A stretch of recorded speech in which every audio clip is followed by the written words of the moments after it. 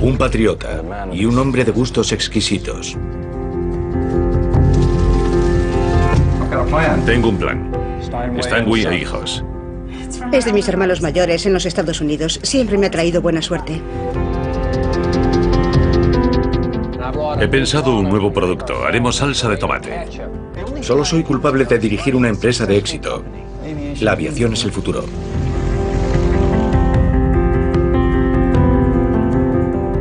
Emprendedores y millonarios.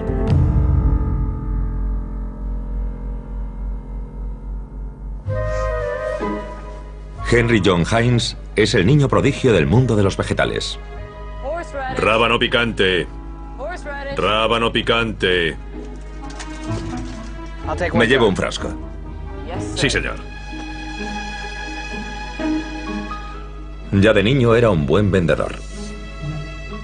Al principio vendía en su barrio. Gracias. Después, al mundo. 40, 50, 60, 70, 80, 100. Puede llevarse este. Henry John Heinz revolucionó los hábitos alimenticios y culinarios del siglo XIX. Las viejas recetas de la familia son la clave de su éxito y han sido protegidas como secretos de Estado incluso hasta hoy. Su ketchup es famoso en todo el mundo. ¿Cómo logró Heinz hacerse tan popular? Me habría gustado mucho conocerle. Es mucho más creativo. Por eso destaca. Una y otra vez tuvo que enfrentarse a los duros golpes del infortunio. Pero siempre logró recuperar el optimismo.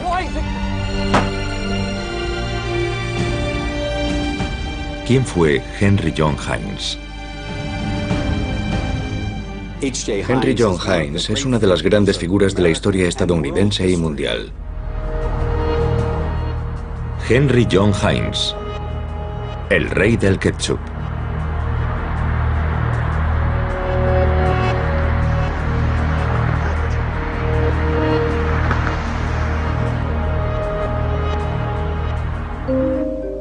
Pensilvania, costa este de los Estados Unidos. Henry John Heinz creció aquí, en el campo, a mediados del siglo XIX.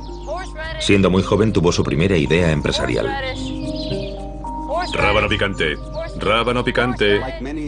Al igual que otros chicos inmigrantes alemanes de Pittsburgh, hablaba con acento alemán, aunque fue a colegios estadounidenses y se sentía muy americano. Rábano picante. Rábano picante. La familia Heinz vive en un reducto de inmigrantes alemanes. Un tercio de todos los habitantes de esta zona tiene antepasados alemanes. Era típico que las familias alemanas trabajasen como una unidad económica. Los niños trabajaban con los adultos, pero la mayoría no seguían esa profesión a largo plazo. Él era muy creativo y pensó, caray, aquí puedo ganar dinero, puedo ganarme la vida, puedo hacer negocio con esto. La mayoría de los chavales de aquella época simplemente hacían su trabajo, ayudaban a su familia y después se dedicaban a otras cosas. Rábano picante. Henry John Heinz solo tenía 15 años cuando empezó su negocio en el centro de Pittsburgh. Me llevo un frasco. Sí, señor. Empezó envasando rábano picante que su madre cultivaba en su huerto y vendiéndolo por las calles, donde empujaba un carrito, una carretilla exactamente. A la gente le encantaba su producto y él pensó, caray, probemos otras cosas. El amor de Henry por la jardinería queda patente en la primera foto que se conserva de él. Tiene los nudillos hinchados del duro trabajo. Horas antes y después del colegio trabajaba como un esclavo en su huerto.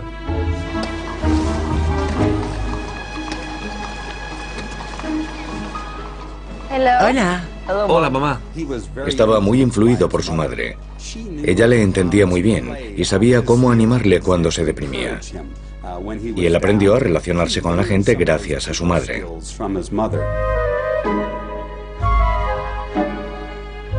A los 20 años, Anna Margareta Heinz emigró desde Hessen, Alemania. Era una mujer muy estricta y muy trabajadora. Su madre era muy religiosa. Se convirtió al luteranismo y envió al joven Henry al seminario luterano cercano, con la idea de que algún día tal vez fuese pastor. Pero él abandona el seminario enseguida. Su mundo es de números y cálculos. Después iría a la Escuela de Negocios Duff's, aquí en Pittsburgh, que era una de las primeras escuelas de negocios de América. Ahí aprendería a llevar contabilidades y archivos, y creo que eso influiría en su vida posterior. La familia vive en esta casa, que hoy se ha convertido en un museo al aire libre. Tras acabar los estudios, el joven Heinz empieza a trabajar en el negocio de su padre. El padre de Henry Young era fabricante de ladrillos, así que él aprendió el arte de la fabricación de los ladrillos. Ahí fue donde aprendió a medir cosas y a tomar notas detalladas. Le interesaban la química y las fórmulas y llevaba unos archivos meticulosos. Henry Young introduce pequeñas mejoras en la fábrica de ladrillos, pero por encima de todo recupera el dinero de los clientes que no han pagado sus facturas.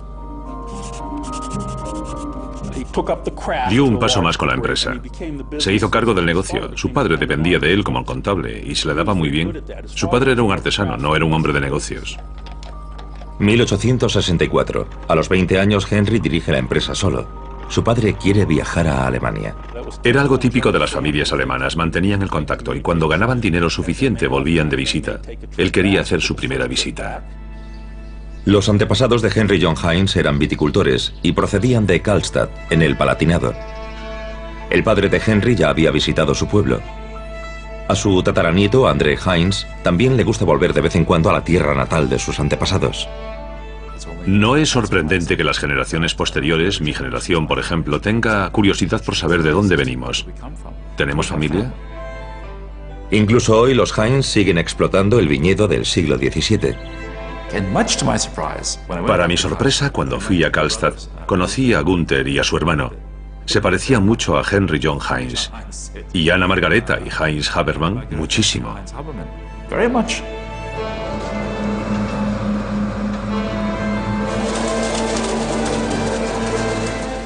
Los viticultores vivían como una unidad económica. Anna Heinz Habermann todavía lo recuerda muy bien. Sí, yo tenía un cubito de unos 3 o 5 litros, no sé, y cortaba las uvas y las metía dentro. Y te sentías muy orgullosa cuando terminabas. Además te pagaban algo de dinero y eso no estaba mal. El padre de Henry John también había trabajado aquí y había transmitido a su hijo buena parte de sus conocimientos sobre las plantas. Una plantación de este tamaño solo puede llevarse adelante con la tecnología actual. Antes era imposible. La poda, que como pueden ver, aquí llega hasta la alambrada, lo es todo. Yo no sé hacer nada más. Y mis antepasados no sabían hacer nada más. Solo hay que saber el tamaño de la vid, la anchura. Hoy tenemos 2 metros o así. Y ellos tenían solo 1,30 m. Esa es la diferencia. Entre los habitantes de Karlstadt sigue siendo un misterio por qué el padre de Henry John se marchó a los Estados Unidos. Christian Freund, apasionado cronista de la familia y pariente lejano, busca respuestas. La familia Heinz está emparentada en segundo o en tercer grado con mis antepasados. Mi abuela, mi abuelo, ambos son de Karlstadt, y al final todo el mundo está emparentado. La familia Heinz aparece en los archivos de Karlstadt ya en el siglo XVII. Desde entonces, todas las generaciones de viticultores de la familia han vivido allí, hasta el padre de Henry John. En el registro parroquial de Karlstadt tenemos bajo el nombre de la familia en la entrada número 6 a Heinz Johann Georg, llamado Heinrich, nacido el 5 de agosto en Karlstadt. Figura su profesión, viticultor. Así que era viticultor como todos sus antepasados. Su altura, que en esa época se incluía a menudo, era de 5 pies, 7 pulgadas y 11 líneas, es decir, un 1,59 actual. Pero debemos recordar que entonces la gente era más bajita que hoy. ¿Por qué se marchó de la idílica Karlstadt? Roland Paul dirige un archivo de inmigración en la región y ha reconstruido el viaje de 4 millones de habitantes del Palatinado a Pensilvania.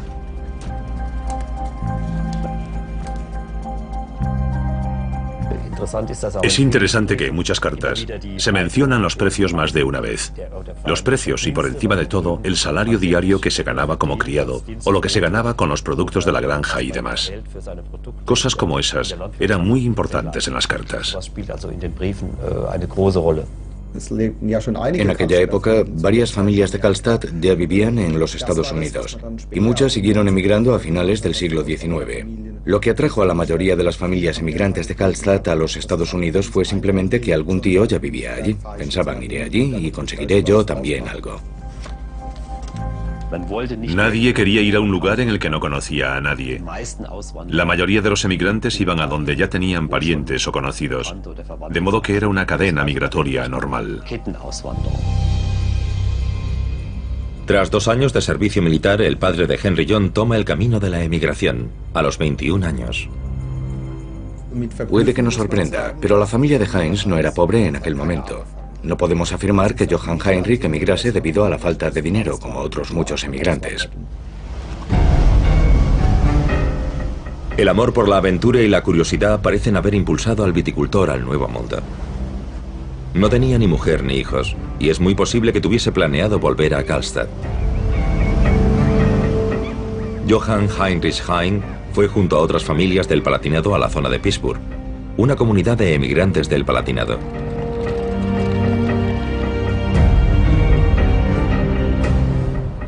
Quería fabricar ladrillos y empezó con un pequeño taller.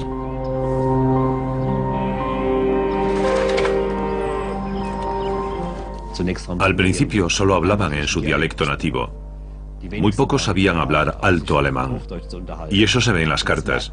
Escribían las cartas en su lengua materna. No habían ido mucho al colegio, así que simplemente escribían como hablaban.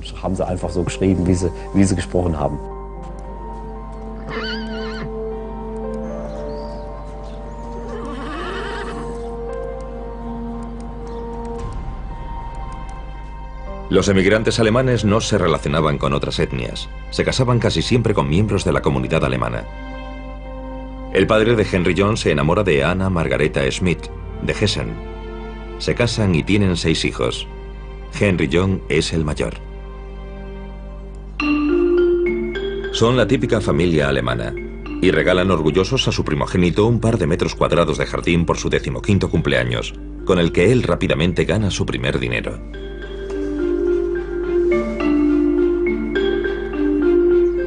La fábrica de ladrillos proporciona buenos ingresos a los Heinz. Abandonan su casa modesta y se trasladan a una más grande, hecha con sus propios ladrillos. Henry John se hizo cargo del negocio de su padre e incluso lo amplió. Su primera aventura real en solitario en el negocio fue asociado con un amigo, pero siempre en el mercado del ladrillo. Henry era un hombre meticuloso, muy trabajador, y llevaba anotaciones detalladas. Llevaba diarios y libros de contabilidad. Pero no era solo un matemático. Tenía un lado humano. Manejaba tanto el lado derecho como el izquierdo del cerebro, o sea que ideaba las fórmulas de las cosas y llevaba los archivos. Pero también era una persona que se relacionaba con los demás. Pero al adulto Heinz le interesa algo más que la contabilidad y la fábrica de ladrillos. Empieza a buscar más ideas empresariales. Todos los documentos lo dejan bastante claro. Era una persona muy trabajadora y de grandes principios. Tal vez eso sea debido a sus buenas raíces calvinistas alemanas. Pero lo que más le interesa son las recetas de su madre. Él las pule, experimenta con ellas y huele un buen negocio.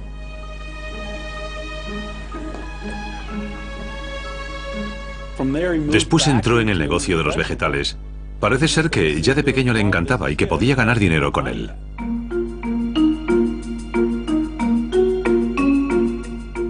En 1869 fundó Heinz & Nobel Company, junto a L.C. Nobel, un amigo del barrio. Eran proveedores de las tiendas y restaurantes de Pittsburgh. Cada vez más gente se traslada del campo a la ciudad. Aquí falta espacio incluso para cultivar frutas y verduras. Y su negocio, vender rábanos picantes, encurtidos en general y chucrut. Una de las cosas que aprendió ya desde el principio era que la gente no confiaba demasiado en los productos enlatados ni en frascos de cristal. A veces se enfermaban por comer los productos de otros. Así que Henry descubrió que no podía poner sus etiquetas en los tarros al principio. Ponía las etiquetas de otros, y si nadie enfermaba y a la gente le gustaba, ponía su etiqueta en el siguiente lote. Heinz y Nobel crece. La vieja casa en la que creció John Henry está vacía tras el traslado a la casa de campo. Heinz empieza a utilizarla, primero como lugar de producción. Contrata 2 amas de casa alemanas para limpiar y conservar los vegetales. El uso de métodos tradicionales para conservar y envasar significa que los productos duran más y que es más fácil transportarlos en jarras, tarros y latas.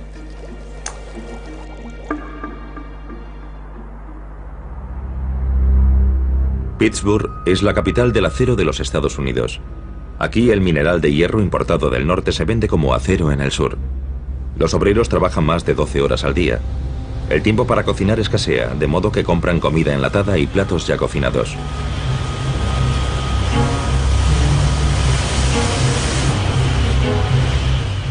Unas 60 empresas de Pittsburgh viven de esta tendencia y ofrecen sus nuevos productos. Cada día nuevas máquinas y nuevos métodos llevan los productos preparados al mercado.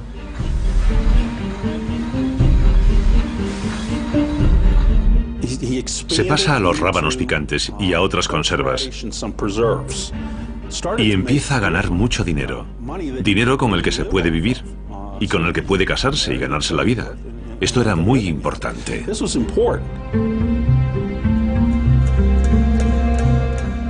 Henry John Heinz se ha convertido en un comerciante rico y empieza a involucrarse con la iglesia metodista. Allí conoce a Sarah Sloan Young, hija de una familia escocesa irlandesa. Pero antes de casarse con ella pide la bendición a su madre. ¿Estás aquí? Bienvenida. Sí, vamos.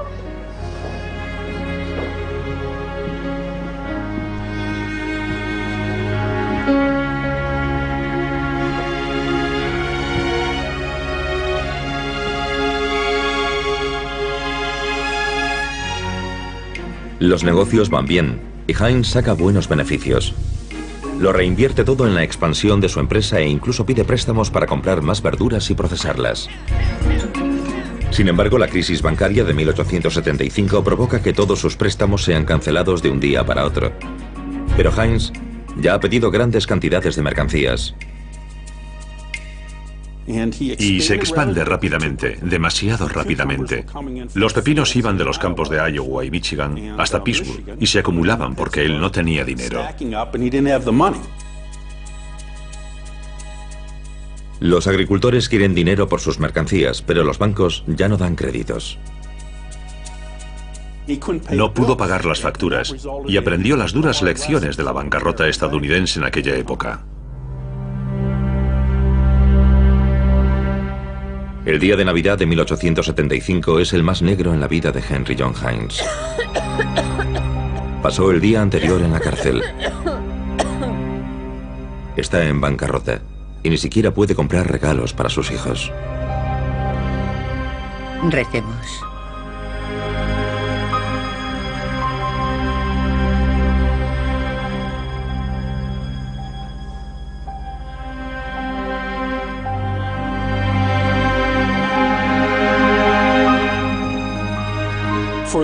Para la familia esto es una verdadera vergüenza, especialmente para los germanoamericanos. Lo consideran un fracaso horrible. Él personalmente se lo tomó muy mal. Pasó por una fase de auténtica depresión. Durante varios meses estuvo prácticamente sin levantarse de la cama. Pero la madre de Henry le ayuda a volver a levantar su negocio. Fundan una nueva empresa con los últimos ahorros de su madre, de nuevo una empresa alimenticia. Es el nacimiento de la Heinz Food Company, empresa alimenticia Heinz. Pertenece a la madre, a un hermano y a un primo. Henry John tiene un puesto similar al que ostentaba en la antigua empresa. Era el director de la empresa, técnicamente. Su madre tenía la mayoría de las acciones. O sea que en realidad dirigía la empresa, pero legalmente no podía hacerlo. Así que funcionaba como una familia. Tenían las reuniones de la junta directiva en la cocina. Al principio, Henry John tenía que ir a pie a los campos. Para volver a tener un caballo, compra una ganga. El caballo es ciego.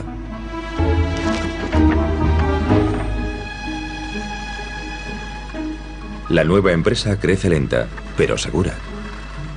Henry John Heinz trabaja en todas partes, en el campo, en el procesado, en el almacén, en las ventas. La bancarrota le pesa enormemente. Con dificultades va recuperando la confianza. Le debía dinero a mucha gente de Pittsburgh, por las verduras y demás. Prometió que les pagaría a todos, aunque legalmente no tenía por qué hacerlo. Este fue uno de los aspectos clave de su vida. Se pasó 4 o 5 años pagando deudas a los agricultores, granjeros y proveedores. Heinz va probando una y otra vez con nuevos productos. En su época nadie sabe exactamente cómo se conservan los vegetales. Se cree que cuantas más especias se añadan, más durarán.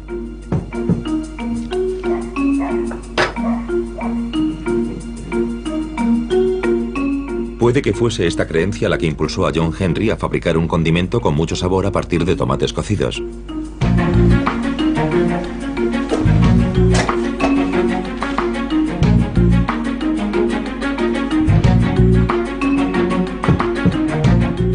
Por supuesto, su madre debe probarlo. ¿Será esta salsa de verdura roja la receta de su vida? ¿Madre? ¡Madre!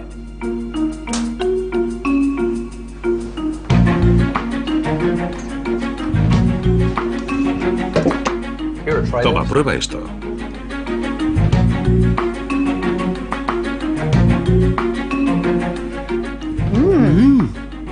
¡Qué bueno! ¿Verdad que sí? ¿Está bueno?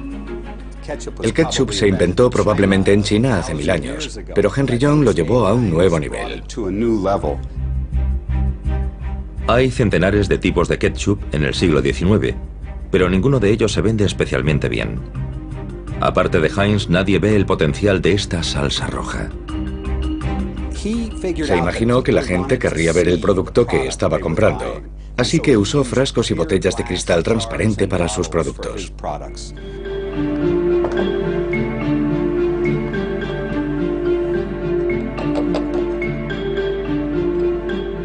Aparte de la industria del acero, Pittsburgh también es un centro de fabricación de vidrio. Heinz decide no usar las botellas oscuras de sus rivales. El color rojo vivo del ketchup queda mejor dentro de un cristal transparente. Esto, sin embargo, supone un inconveniente. Si nos fijamos en una botella de ketchup, a veces se pone un poco oscuro y gomoso, como oxidado en la parte de arriba. Bien, él sabía que a la gente le disgustaría ver eso, así que colocó una etiqueta de papel cerca del cuello de la botella para que el producto tuviese un rojo bonito. La receta del ketchup sigue siendo un secreto profesional celosamente guardado, y es una desconcertante mezcla de sabor, superstición y experiencia. En el siglo XIX a menudo se comía con platos de carne. En invierno el ketchup se usaba para sustituir a las verduras frescas. A los alemanes en particular les gustaba el ketchup, porque tenía un sabor que combinaba el dulce y el amargo, que gustaba en particular a los inmigrantes alemanes. Y no a todos los estadounidenses les gustaba el ketchup en aquel momento.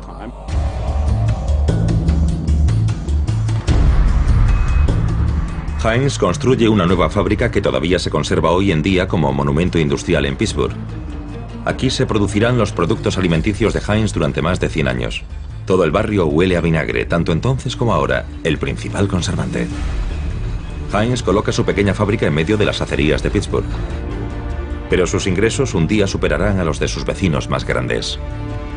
Henry John Heinz era un empresario intuitivo. Sabía cómo vender cosas. Y, aunque no inventó el ketchup, lo vendió mejor que nadie en el mundo. Heinz es un buen observador. Reconoce las oportunidades de expansión que ofrece la red de ferrocarriles estadounidense, que permite un transporte de la carga a una escala sin precedentes. Heinz usa las nuevas rutas de transporte de dos maneras. Primera, para entregar una cantidad cada vez mayor de frutas y verduras. Y segunda, él mismo viaja en tren para promocionar y entregar sus productos. Atraviesa el país incesantemente, presentando sus productos y aceptando pedidos. Él creía que si la gente probaba su producto, lo compraría sin duda alguna. Y tenía un sistema complejo para que sus vendedores llevasen sus productos a las tiendas y fruterías en pequeños paquetitos de muestras. Tenía cucharitas de cartón con las que la gente podía probarlos y después tirarlas. Había diferentes platos y frascos que la gente podía probar en la tienda. Y cuando los probaban, les gustaban y los compraban. En un día, Heinz se las arregla para viajar varias veces desde Nueva York a Pittsburgh y volver. Viajar se convierte en su segunda pasión. Él le llama su universidad de la vida. Observa y toma nota de todo lo que ve en sus viajes. Recetas para crema para brillantar calzado, tinta, inventos y productos para las cosechas. Son todas ideas que tal vez pueda usar comercialmente.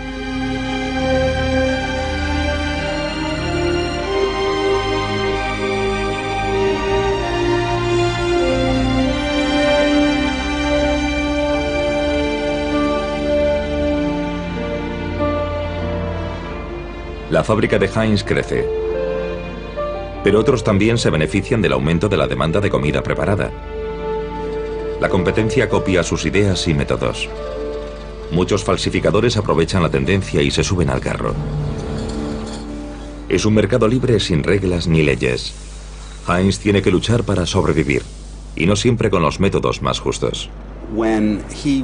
Quiso eliminar a la competencia, así que compró todas las botellas de cristal de la ciudad. Usó todas las que pudo, y las que no pudo usar, las embarcó en una barcaza y las hundió en el río Allegheny para que nadie pudiese usarlas. Su relación con los empleados de la fábrica Heinz está marcada por un clima completamente diferente. Aquí Heinz se caracteriza por el esmero especial que pone. Esto le distingue de los demás industriales estadounidenses del siglo XIX. La empresa Heinz se convierte en un negocio familiar. Todos los miembros de la familia trabajaban allí.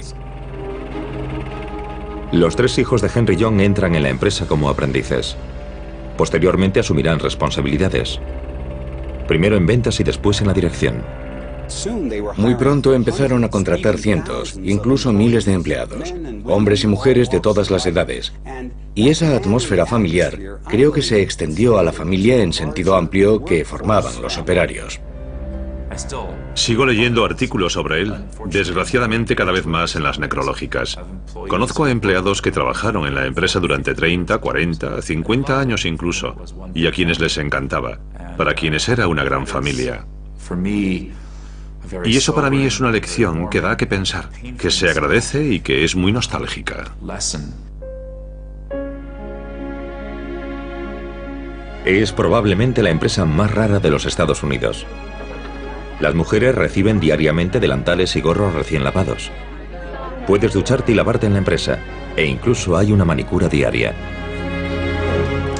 Las manos que trabajan con la comida deben estar lo más libres de gérmenes posible. A la larga, todo eso ayuda a que el producto dure más. Fomenta la limpieza en sus fábricas. Está orgulloso de la limpieza de sus fábricas. Eso forma parte de su publicidad. Recibe unas 50-60 mil visitas al año en su fábrica. Eso es algo inaudito en la época, pero es que él quería vender lo limpia que estaba la fábrica.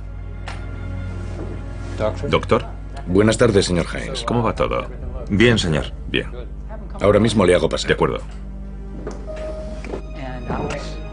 Para Heinz, la caridad cristiana y la prudencia económica van de la mano. De la sanidad y demás se hacía cargo la empresa. Era una aproximación muy paternal a la industria, muy inusual. En los Estados Unidos de 1880 y 1890 todo el mundo trabaja 6 días a la semana y más de 10 horas al día, incluso con Heinz. Su empresa no permite los sindicatos. Hay terrazas exteriores para las pausas, separadas para mujeres y hombres. También hay paseos en carro por el parque y eventos culturales. Pero hay que trabajar duro. Henry John Heinz sospecha enseguida que su hermano John no se esfuerza lo suficiente y quiere que abandone la empresa. El asunto es delicado, dado que John sigue siendo el copropietario y John Henry solo es el director de la empresa. John, evidentemente, no seguía la misma rutina rígida que Henry John. Este siempre miró mal a John. John, obviamente, no seguía la misma rutina rígida que Henry John. John solía llegar tarde a la fábrica de Pittsburgh. No era tan puntual. Henry John era muy puntual en todo lo que hacía, y esto le molestaba.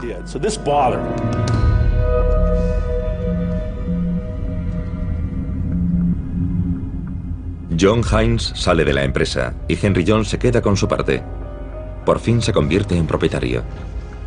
Es una rivalidad entre hermanos y Henry John gana.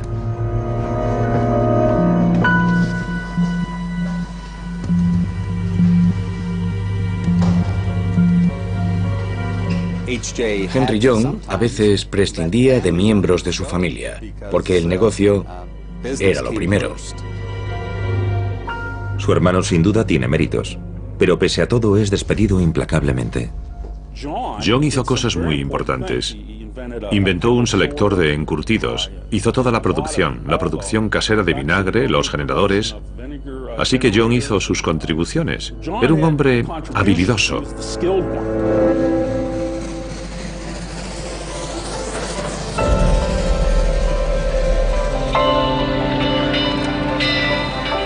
En 1898, Henry John Hines sale de los Estados Unidos por primera vez. Quiere visitar el pueblo de sus antepasados y su mujer espera recuperarse de sus problemas de pecho en Europa.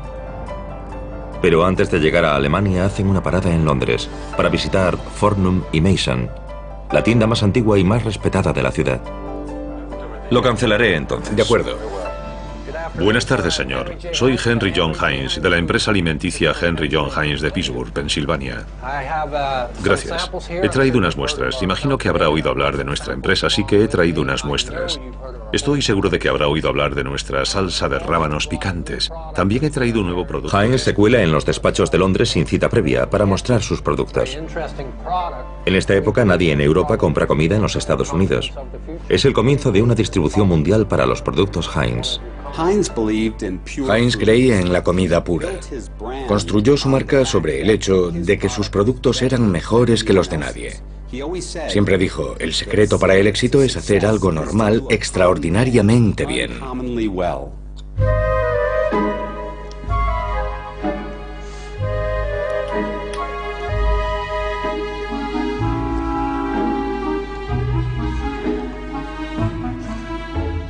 Creo que nos los quedaremos todos.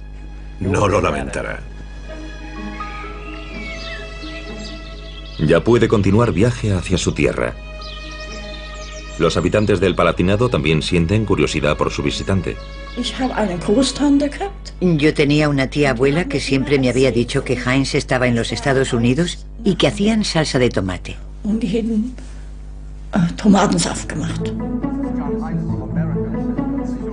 Henry John Hines es la definición del tío americano rico. Está emparentado prácticamente con todo Karlstad. A partir de ahora vendrá a Alemania cada año. Hace negocios por todo el mundo. En Alemania pasa las vacaciones. El tamaño del pueblo, por ejemplo. Todos sabemos que para los estadounidenses, todo lo que tiene historia, todo lo que está hecho de piedra o es viejo, es mágico.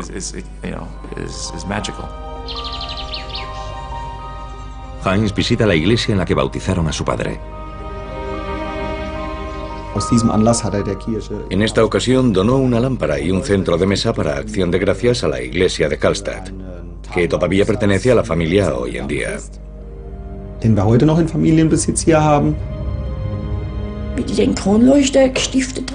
Fue todo un espectáculo cuando donaron la lámpara. Yo recuerdo que de pequeña la subían con una polea. Después renovaron la iglesia. Eso fue después de la Segunda Guerra Mundial. Desapareció, ya no está.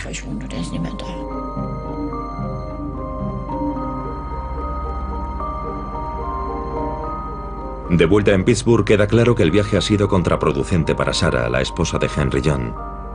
Su pecho está peor que nunca.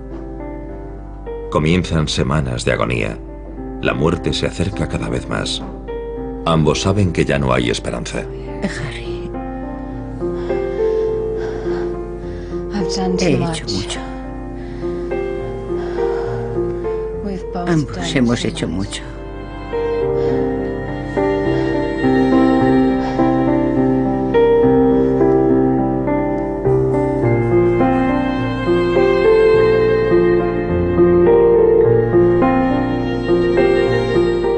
El desenlace tardó en llegar. Tras la muerte de su esposa, Henry John Heinz escribió en una carta: Dios ha hablado y nosotros callaremos. Heinz ordena la construcción de la casa de Sarah Heinz, en memoria de su esposa, que tenía 51 años. Hoy es un centro juvenil que se utiliza para todo tipo de actividades recreativas y deportivas.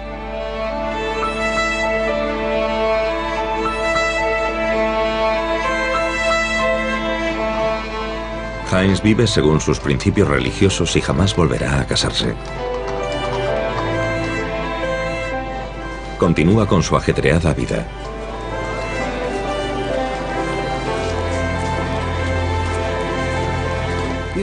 Todos hemos visto ese 57 de sus productos.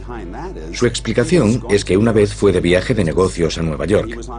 Iba en el tren y cuando miró por la ventana vio un anuncio en el que ponía 23 estilos de zapatos. Y pensó, 23 estilos de zapatos. Es impresionante. Me pregunto cuántos productos tengo yo. Así que empezó a contar en su cabeza. 54, 55, 56, 57... 57. Es un número con una imagen interesante. Le gustó mucho la imagen. Cuando volvió a casa descubrió que en realidad tenía muchos más de 57 productos, pero le gustó tanto el número que lo puso en todas las etiquetas, en piedras encaladas en colinas, en vallas, en todas partes. Y llamó a su empresa Heinz 57. 57 es una de las mejores ideas de marketing de todos los tiempos. Promete diversidad, pero sigue siendo manejable. Y ha entrado en el lenguaje coloquial americano. 57 significa una buena mezcla.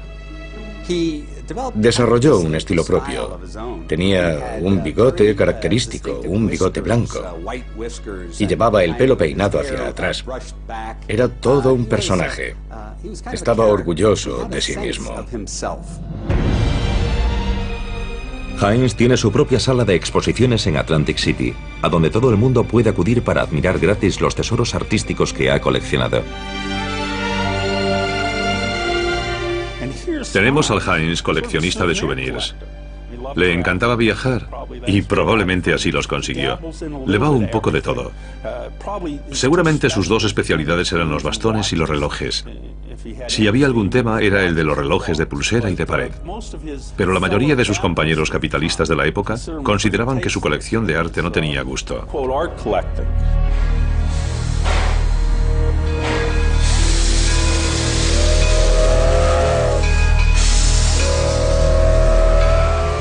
Por encima de todo, Heinz es inteligente. En 1905, Heinz vuelve a comprar la famosa casa en la que todo comenzó, que perdió en la bancarrota, y crea una promoción espectacular. Embarca la casa entera de una pieza en una barcaza y la envía kilómetros río Allegheny abajo hasta las instalaciones de su empresa. Heinz vuelve a estar en boca de todos.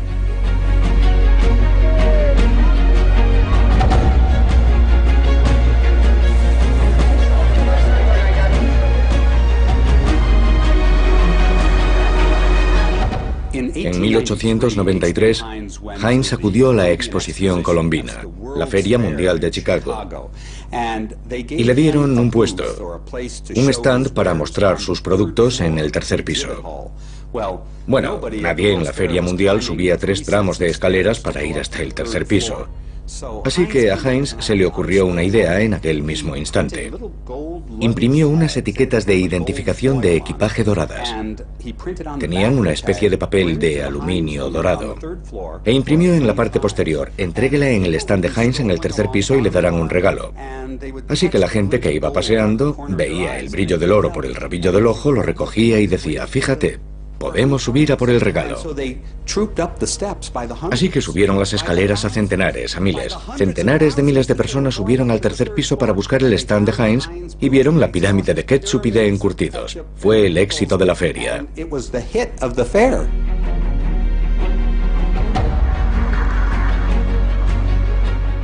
Pero eso no es suficiente. Fascinado por la electricidad, coloca el primer anuncio de neón de los Estados Unidos.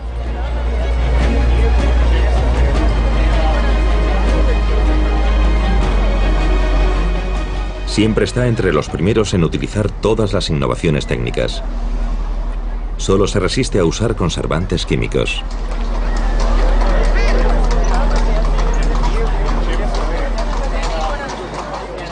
Él intenta evitar que las bacterias entren en el producto.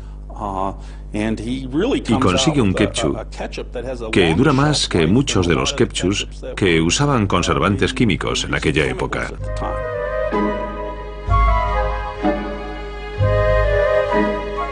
El laboratorio de la fábrica Heinz sigue estando curiosamente anticuado. Se prueba, se mide y se pesa, igual que en la cocina de su madre. Henry John Heinz confía en la experiencia del ama de casa.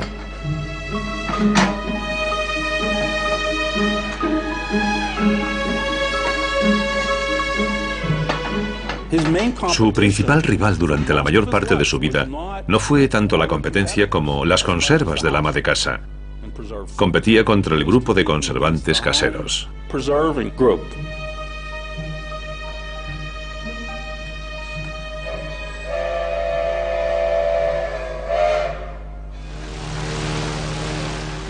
La demanda aumenta con la continua industrialización. Otras empresas inundan el mercado con malos productos. Esos productos no son comestibles. Los consumidores se enferman, algunos se quedan ciegos. Las condiciones son catastróficas. Los trabajadores de las fábricas están explotados. Hay muchos accidentes en los mataderos de Chicago. Muere gente. Se mezclan partes de cuerpos con comida enlatada para taparlo todo. Heinz urge a los legisladores para que controlen la producción. Pero una gran parte de la industria de la alimentación estadounidense, como los fabricantes de ketchup, se oponen a esta legislación. Y es Heinz el que la apoya. Imagínense lo rápido que consiguió el apoyo de revistas como Good Housekeeping, Buenas Amas de Casa y otras, y de los consumidores.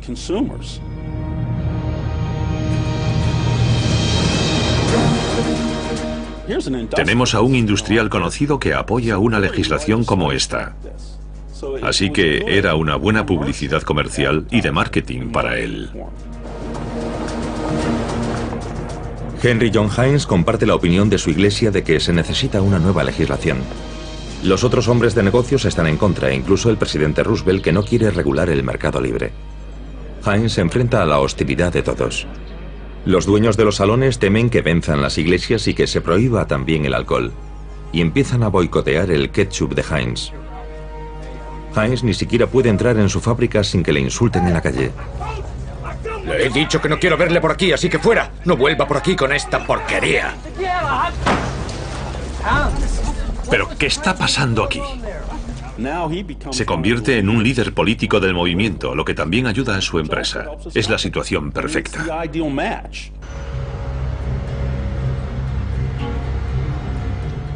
El presidente Roosevelt aprueba la Ley de Alimentos en 1906, que protege a los consumidores de los aditivos tóxicos y el fraude.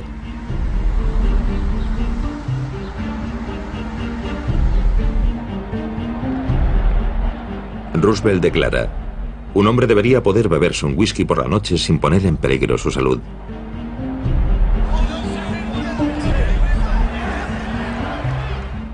La ley de alimentos y drogas podría considerarse uno de los acontecimientos principales y de los más importantes en el éxito de la empresa. En los Estados Unidos, como he dicho, la producción de comida, por ejemplo, de rábanos picantes, estaba prácticamente sin regular. La mayoría de la competencia es incapaz de cumplir los nuevos requisitos lo suficientemente rápido, ni de cumplirlos siquiera. Y esa es una ventaja clave para la empresa Heinz, donde siempre se ha puesto el énfasis en la higiene. Heinz es el número 1 absoluto en los Estados Unidos.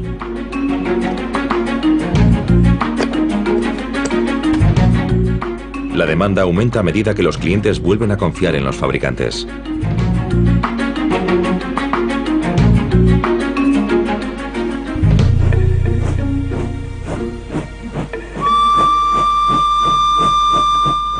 Cada verano, Henry John Heinz se toma unas vacaciones en Alemania, en un balneario que está muy de moda, Bad Kissingen. Aquí refresca sus conocimientos del idioma alemán. Heinz sigue muy involucrado en la iglesia y se relaciona con metodistas europeos.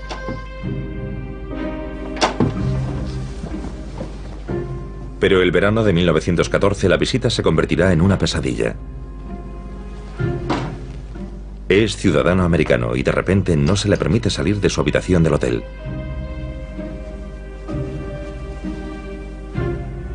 En Bad Kissingen están siendo reclutados miles de soldados alemanes. La Primera Guerra Mundial ha comenzado y solo tras un gran esfuerzo Heinz consigue abandonar Alemania vía Holanda. Nunca regresará a Alemania. Incluso hace campaña para que los Estados Unidos entren en la guerra contra el Reich alemán.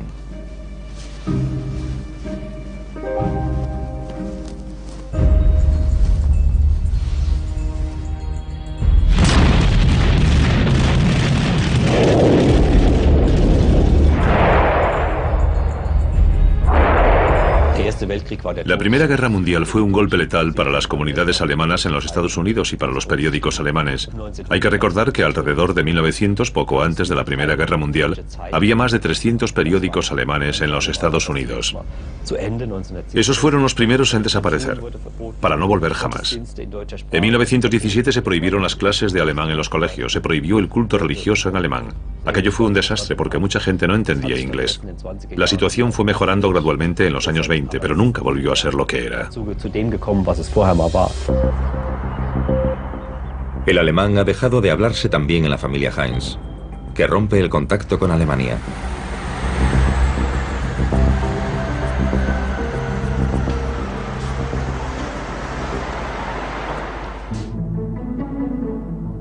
Henry John Heinz tiene 75 años cuando termina la guerra y no ha pensado todavía en jubilarse.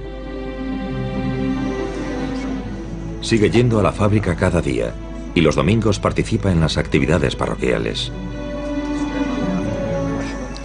¿Qué tal se encuentra hoy, señor Heinz? ¿Cómo me encuentro? Bien.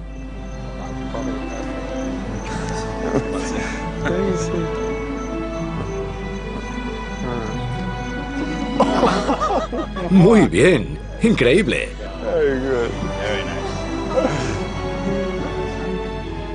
El magnate encuentra la felicidad fuera de los muros de su fábrica. Tiene 11 nietos con los que viaja por turno. Y posteriormente muchos de ellos trabajarán en su empresa.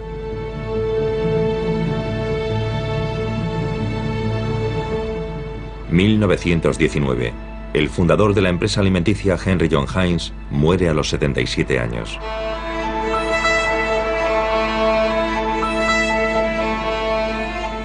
Sus trabajadores hacen una colecta y erigen una estatua en su honor, que todavía hoy se encuentra en el vestíbulo de la sede de la empresa.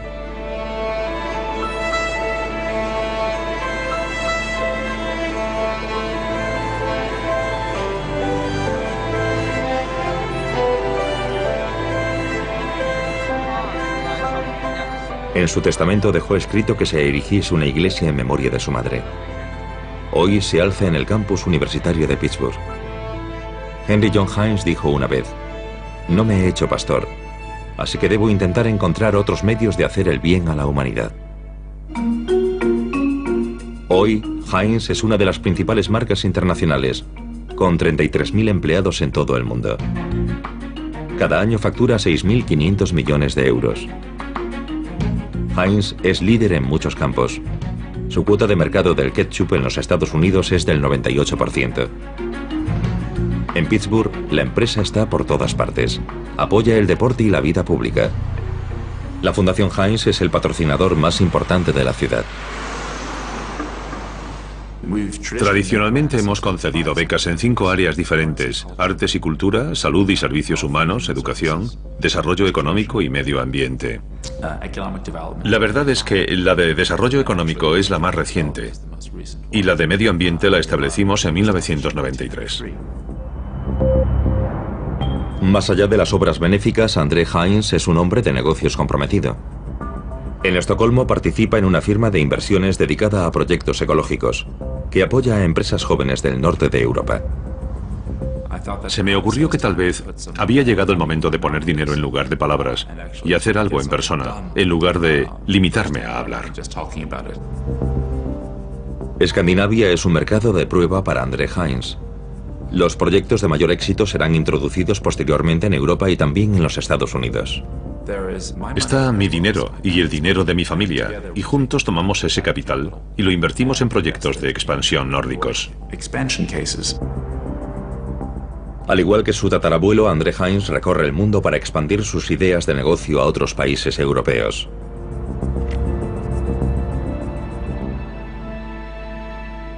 En 2002, André Heinz y sus hermanos retomaron el contacto con la parte alemana de la familia. No había habido más visitas desde la Primera Guerra Mundial. Entonces me visitaron y les ofrecí vino para que lo probasen. Después fuimos a la iglesia y volvimos para otra cata. Vino, sí. Y así fue la cosa. Les gustó mucho.